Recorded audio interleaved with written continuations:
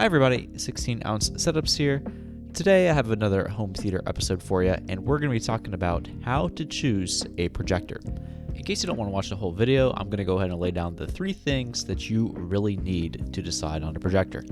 The first thing you're going to need is your preferred screen size. The second thing you'll need is your estimated projector throw distance. And the final thing you'll need is just access to projectorcentral.com, where you can utilize their throw calculator and filter out some options for you. If those 3 things don't really mean a lot to you, or if you just want to skip to one of those things in the video, please feel free to do so.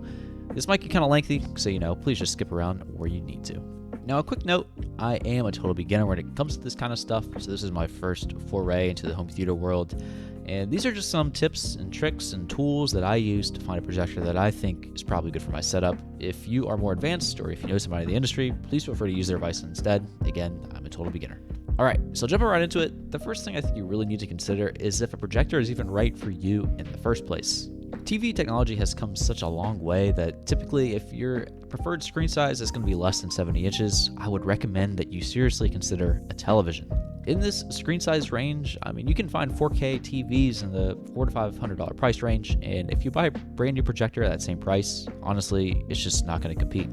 Obviously, there will always be some exceptions to this rule. If you really want the clean, minimal aesthetic that a projector can provide, feel free to go with a projector. If you were given a projector or happen to find a really good deal on one, feel free to go with this option. It's definitely not something that's set in stone. It's just some general guidance, and honestly, TV technology is only going to get better in the future. Okay, so moving on to the first tool we need, and that will be your preferred screen size. And ultimately, this is really going to come down to what wall you're choosing to project on. So maybe the first thing you really want to eliminate is different walls in your room to kind of narrow down where you want your projector screen. There's definitely going to be a few factors at play when you're choosing your wall here, and a lot of them are pretty self-explanatory. For instance, one factor you can consider is wall size. In my room in particular, I was able to just eliminate one of my walls off the bat just to the small size.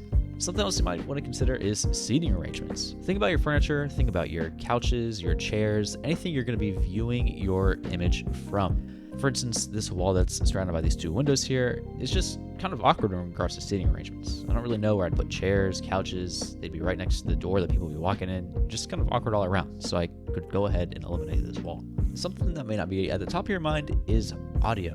So this wall in the back here may seem like a good candidate, but it's actually a shared wall, and I really don't want to be bouncing sounds into the neighboring room. I do plan on having a pretty decent audio setup with some nice thumping bass, and I really just don't want to disturb anybody that may or may not be in the room next to me.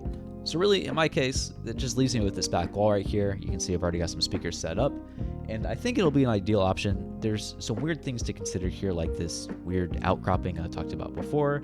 There's a hardwood floor, but maybe that'll look nice when everything's complete.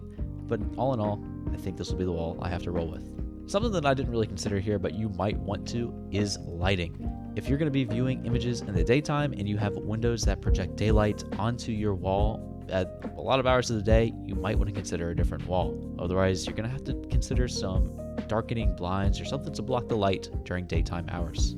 Okay, so now that we have a wall selected, we can really dial in our screen size. And for me, I know I'm going to be in the realm of around 95 inches to 100 inches. The general consensus seems to be to go as high as you reasonably can.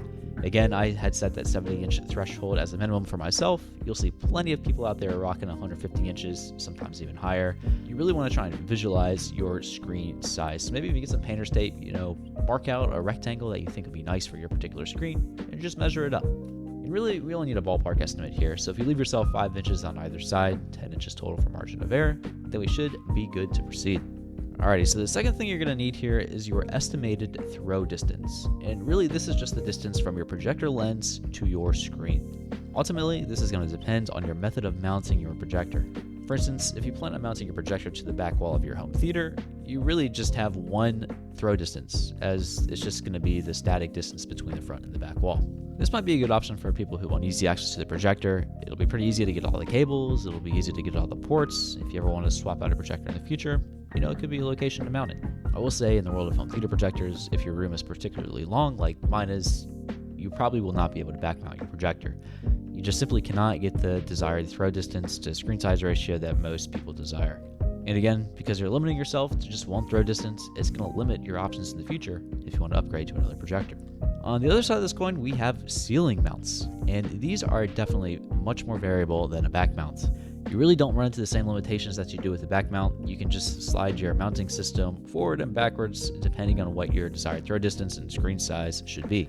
I would say this is an ideal option for more permanent setups. If you find a projector you really like, chances are it's going to work in your room.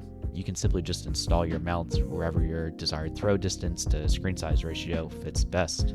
Cable management could prove difficult in some places like apartments where you may not be able to drill robustly through walls and ceilings. Just something to consider here. And again, due to a slightly more difficult installation process, it could take some more time to upgrade in the future if you ever desire to do so. Finally, if you're not able to use either of these two options, you can put your projector on a piece of furniture. Typically in the home theater world, it seems like this is not really a recommended option. There's just a lot of things that can go wrong. If you bump your furniture while you're watching a movie, the image is going to shake. If you happen to move furniture at all, your screen will now be offset. Cable management might not be ideal unless you have a creative solution, as cords might just be laying on the floor. But, as I'll hopefully be showing, it's definitely not the end of the world, and this is actually the option I'm going with. Similar to a ceiling mounted projector, this can be a variable setup. Because it's just on a piece of furniture, if you need to move it forward or backwards or left to right, you can do so at relative ease. You can also custom build a piece of furniture like I'm doing to particularly house the wires and projector hardware. So with that in mind, I am custom building a coffee table for this projector, and I have an idea of where I want to put it in the room. So my throw distance is going to be the distance from the front of this coffee table to my wall. And ultimately, this is the distance we're shooting for. So whichever mounting option you chose, go ahead and take down your throw distance. Okay, so now that we have our two required dimensions, we can move on to the Projector Central throw distance calculator. And ultimately, we're just going to be plugging and chugging our two different dimensions we took down, and we should be able to filter out a vast array of projectors that'll fit your particular setup. These are all options that will fit the screen size that you desire, as well as conforming to the throw distance that is needed for your setup. And you've probably noticed there's a few other filters that you can use to narrow down your search even further. I would recommend looking at different price ranges. I would also recommend narrowing down a few different resolution ranges. I don't want to tell you exactly what to pick here, as everybody's needs are going to be different. For resolution real quick, I would like to note that the consensus seems to be that you want to go with 1080p or higher if possible. This definitely isn't rigid advice, as there are certainly some XWGA projectors out there that people have been using in golf simulators and home theater setups for a while now, and people seem to be relatively happy. Ultimately, you really want to look at reviews for projectors that'll fit your setup and determine if that's what you will want. So I'm going to really leave the filtering option up to you and what will fit your need. The one thing I will recommend here is to try and stick to a name brand when it comes to projector selection. A lot of the more cheaper budget options can kind of use some shady marketing tactics. There's some interesting reviews out there when it comes to these. So I find that sticking to a name brand like BenQ, Sony, Panasonic, LG, Optima, and I know I'm missing a ton. Just stick to one of these name brands, do some good research, look at reviews, and you should be good to go. As you've probably seen by now, Projector Central does have a built-in review feature, so feel free to check these out. These guys are experts in their relative industry, so they know what they're talking about. Okay, so if at this point you have narrowed down a few projectors and you're thinking, wow, these are crazy expensive, don't fret, there are a few options moving forward. And one of these options is looking at certified refurbished websites. Typically, I would recommend that you go to the manufacturer themselves, find the list of products that they're offering in the refurbished range, and you'll find that often you can save a few $100 on a decently nice projector. I typically like this option more than going the used route, just because you know it's been refurbished from the manufacturer directly, and they'll have great customer service if you have any problems. And I think it's a really good segue into the used market here. And typically, if you're just looking to buy a projector real quick and get out, I would not necessarily recommend this route. It takes a lot of time and knowledge to kind of really understand what you're buying here. You want to look for things like lamp life, previous use cases, things that will indicate a lot of wear and tear on projectors that you may be buying. But if you've done a lot of research and you know what you're looking for, you can come across some great deals on places like Facebook Marketplace, Craigslist, and eBay.